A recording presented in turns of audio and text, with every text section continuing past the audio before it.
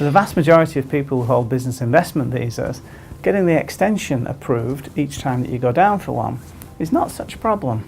But what happens if the Immigration Department refuse your extension application? What happens if your investment visa extension application is refused by IMD? Thank you for sharing great resources on the web. I've got a question regarding business visa renewal risk. If the renewal application is rejected, is there a grace period after the visa expiration? If there's a grace period and during which I secure an employee visa, will it reset the permanent residency time counting to 0? Every time you make an application to extend your business investment visa, what you're really doing is you're showing your bona fides to the Immigration Department to the extent that you're still making a substantial contribution to the economy of Hong Kong.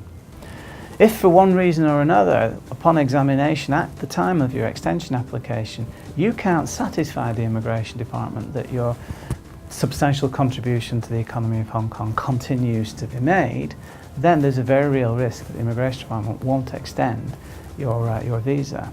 So in this instance, if the Immigration Department do conclude that you're not making a substantial contribution to the economy of Hong Kong, normally what will happen is that they will grant you a temporary extension, usually for 3 or 4 days as a visitor.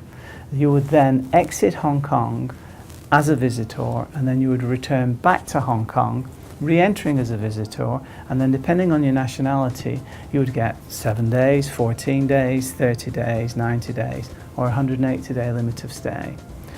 During this time as a visitor, you could then wind down the affairs of your company, and if you are intending to join the workforce, you would look for a new job offer. When that job offer manifested itself, you'd make an application to adjust your status from visitor through to sponsored employment.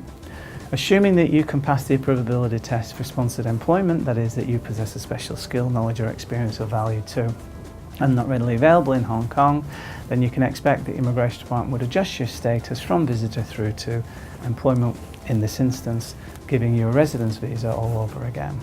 And the question then is begged is, any time spent as a visitor in this scenario between residence visas, will it break your continuity of ordinary residence for the purposes of a right of abode application subsequently?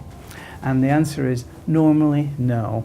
If it's 3 months or less and you've clearly been resident in Hong Kong throughout all of this time and you've had active applications in the system as regards your immigration status, such that your settlement in Hong Kong hasn't been compromised as a result of the time that you've spent trying to get immigration status to allow you to be resident here, then typically at the point of your right of abode application at the 7-year mark, that doesn't break your continuity of ordinary residence.